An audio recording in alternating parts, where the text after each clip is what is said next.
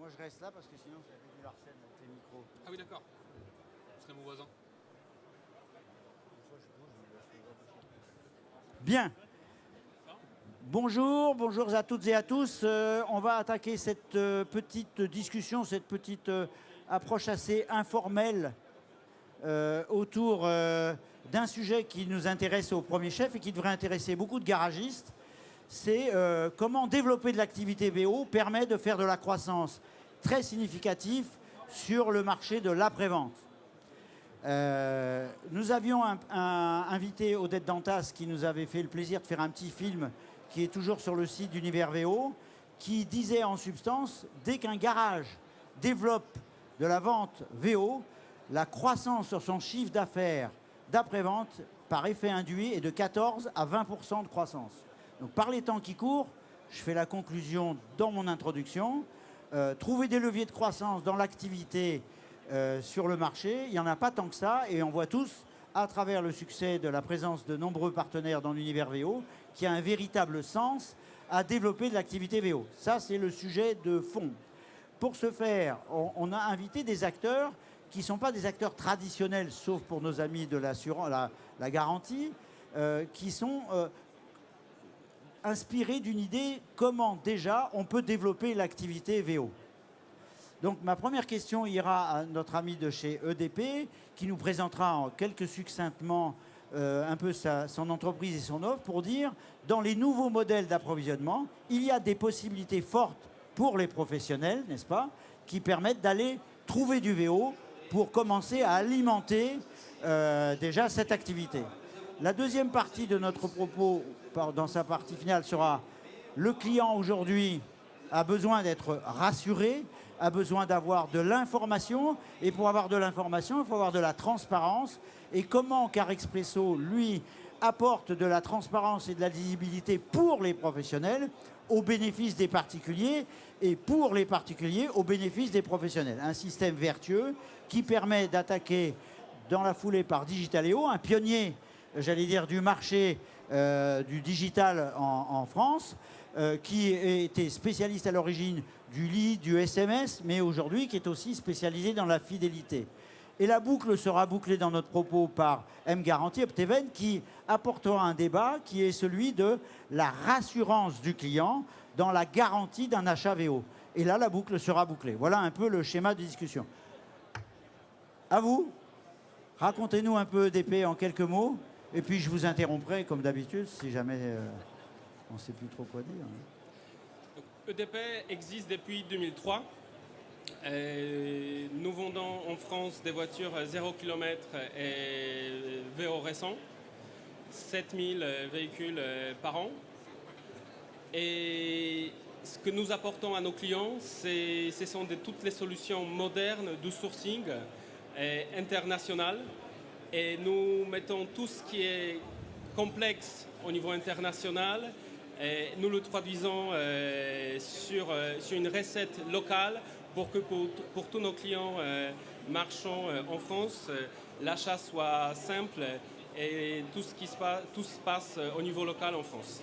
Alors, vous êtes l'international de l'opération. On a abordé avant-hier un sujet sur l'Europe. Est-ce que les sources d'approvisionnement ont toujours la même configuration? Est-ce que c'est homogène? Est-ce que ça apporte une lecture différente d'un pays à l'autre? Les sources changent tout le temps.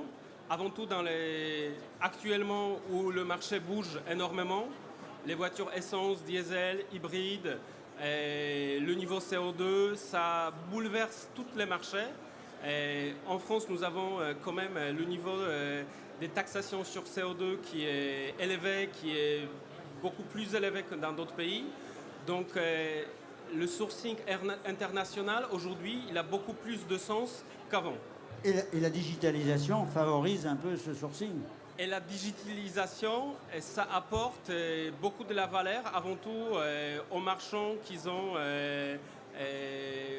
en fait, pour tous les marchands, ça peut être une source d'efficacité à la vente, donc ceux qui se développent beaucoup sur la vente sur Internet, mais ça peut être aussi une vaste amélioration d'efficacité à l'achat. Parce qu'aujourd'hui, nos clients, ils peuvent proposer tout notre stock entre 2 et 3 000 véhicules, avec des photos haute définition, avec toutes les caractéristiques, tous les équipements, toutes les comparaisons, toutes les informations que le client il a besoin, sur son lieu de vente, sans dépenser complètement de l'argent. Donc on peut dématérialiser le stock et la vente de VO n'a jamais été aussi facile et aussi peu consommatrice du cash que maintenant. D'accord, donc ça a un effet économique immédiat, y compris sur la trésorerie, qui est un des clés de succès de l'approvisionnement. Et surtout, ça permet au consommateur ou à celui qui va lui vendre de voir la voiture qu'il va lui vendre. Parce qu'en fait, finalement, c'était aussi un des problèmes. Souvent, dans l'automobile, on n'achète jamais la voiture qu'on va avoir parce qu'on ne la voit pas. Et le digital apporte cette vérité. Mais alors, une fois qu'on a dit ça, maintenant, on a besoin de lisibilité, de comprendre ce qui se passe. Notamment pour la remise en cause assez permanente des professionnels qu'on accuse d'être assez opaques. Alors, que fait Carexpresso pour clarifier cette démarche et dire « Je t'ai donné la bonne voiture avec la bonne couleur, tu la vois, elle est bien là. Je peux te la livrer rapidement, tu l'achètes à tel prix, mais qu'est-ce qui s'est passé dans la vie du véhicule ?» C'est ça, Carexpresso ? Tout à fait. Alors, en fait, pour pouvoir répondre de manière très claire à cette question-là, il faut juste reposer les deux douleurs principales qui sont au centre du véhicule d'occasion pour les particuliers. Donc, pour eux, il y a deux douleurs majoritaires. Il y a le fait que ça leur demande 20 heures en moyenne de passer à l'acte d'achat. Et c'est un acte d'achat qui est anxiogène. Donc c'est comment reposer une expérience utilisateur qui va aider le particulier à faire un achat beaucoup plus rapide et beaucoup plus serein. Donc pour faire ça, en fait, on se charge de collecter l'ensemble des informations pour le particulier et en faisant ça, en fait, on remet en avant les professionnels qui sont en capacité de poser une transparence complète sur les véhicules qu'ils mettent en vente. Donc, le sujet souvent abordé par les consommateurs, au-delà des communications erronées de la DGCCRF qui dit que les garagistes sont tous des voleurs, parce qu'en fait c'est quand même ça aussi qui rentre dans la tête des gens, c'est de la transparence. C'est ça. Donc pour donner de la confiance, il faut déjà donner de la transparence. C'est un peu ce que veut le citoyen finalement, c'est pas lié qu'à l'automobile. Exactement, c'est globalement ce dont on se rend compte en faisant. On est en capacité d'emmener nos clients au quotidien et simplement en répondant à leurs questions et en le faisant pour eux finalement, puisqu'on sait exactement ce qu'ils attendent de nous. En travaillant avec eux depuis un petit moment, on a rassemblé l'ensemble des questions et en allant collecter l'information et en leur apportant au bon moment, ils font un achat beaucoup plus rapide et beaucoup plus sûr. Alors ça veut dire que ça a aussi une incidence, puisque c'est un peu la carte santé du véhicule, sur l'effet prédictif du marché après-vente. Tout à fait. En fait, c'est un des modèles qu'on veut aussi toucher du doigt a posteriori, c'est-à-dire qu'à partir du moment où on a l'ensemble des informations sur le véhicule et on a son état exact à un instant T, notre objectif c'est de dire voilà, on sait exactement combien de kilomètres fait le particulier en une année, on sait dans quel environnement il roule. Donc c'est de poser un modèle prédictif en disant bah voilà, globalement 1 an et 3 mois après, dire voilà, vous arrivez sur votre période d'entretien. Donc si vous voulez, on a des partenariats avec le réseau de partenaires qu'on a identifié comme de confiance autour de nous. On peut vous prendre un rendez-vous.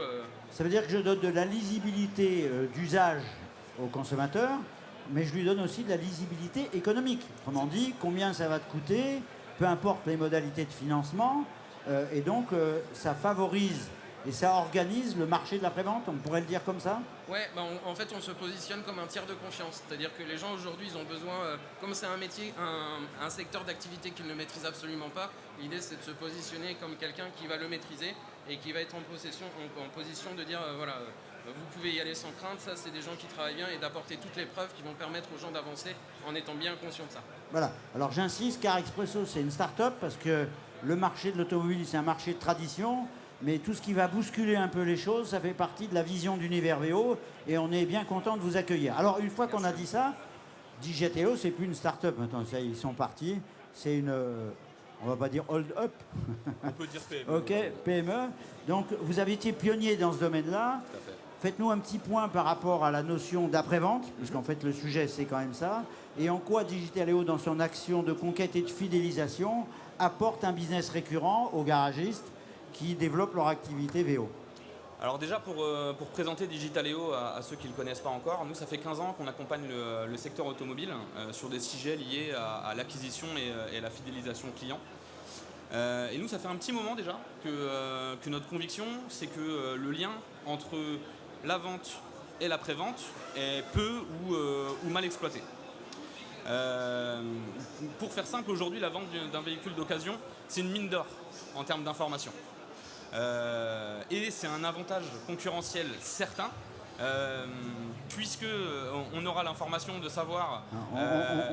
Quand ils vont commencer à nous casser les pieds, on va se faire une petite interruption. Puis après, quand ça sera fini, on leur dira de venir. Je reprendrai à ce moment-là. Comment ils vont Parfait. faire 14% de croissance sur leur business.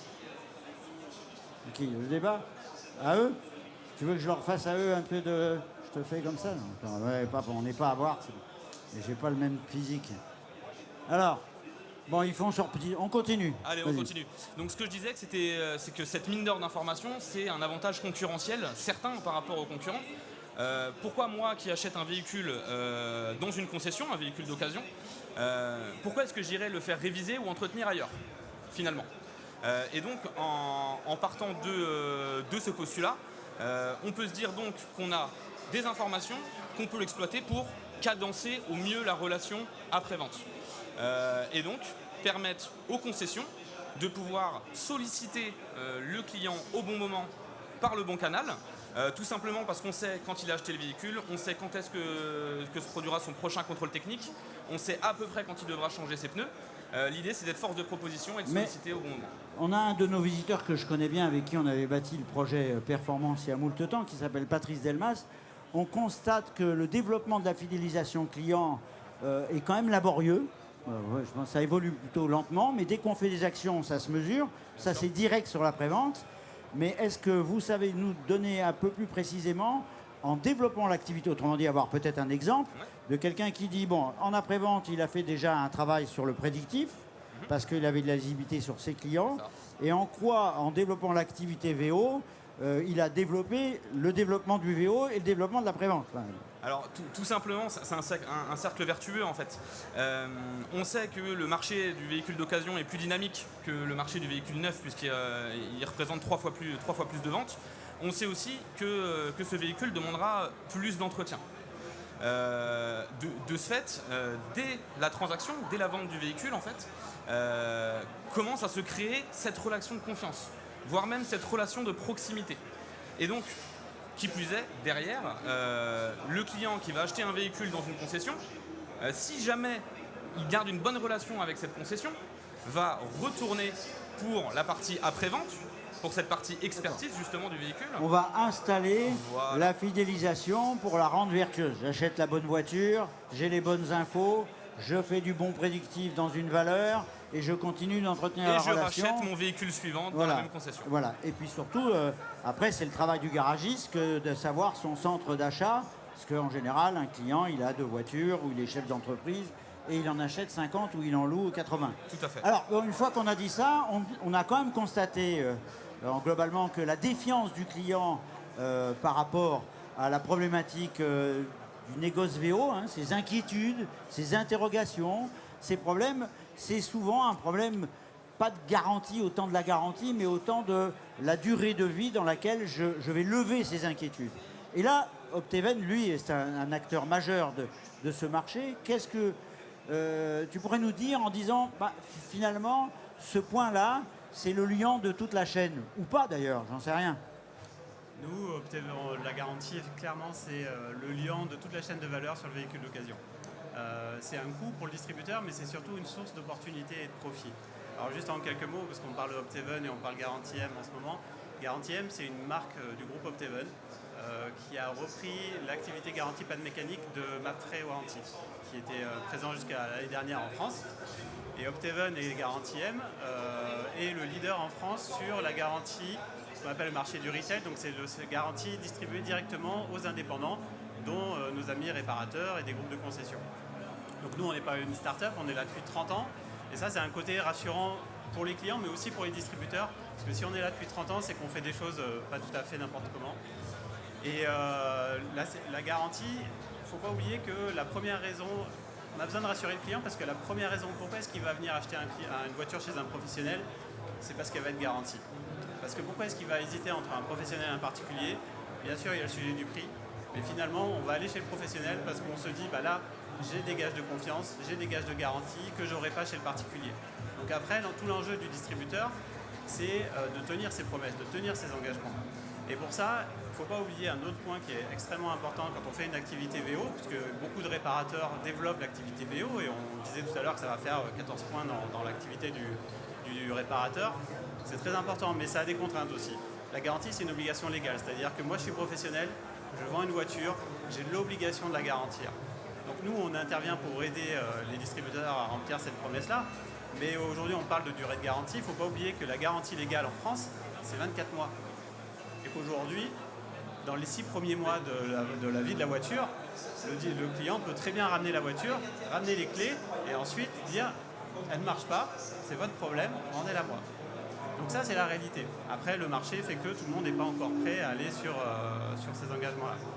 La garantie là-dedans, ça, on va venir rassurer le client, parce qu'on va venir lui donner tous les éléments de rassurance pour venir avoir confiance dans la voiture qu'il achète. Donc ça va être par un ensemble, et il y a un travail qui est fait par la SG2A notamment sur rendre lisible ce que c'est qu'une garantie. Parce qu'une garantie, on parle de moteur boîte on parle de pièces listées, on parle de tout sauf, et donc tout ça, il faut le rendre lisible. Donc il y a tout un travail qui est fait pour rendre un peu lisible les pièces et les éléments de la voiture, pour que le client sache ce qu'il achète et sache ce qui est couvert et pas couvert. Parce qu'il y a forcément des limites dans les garanties.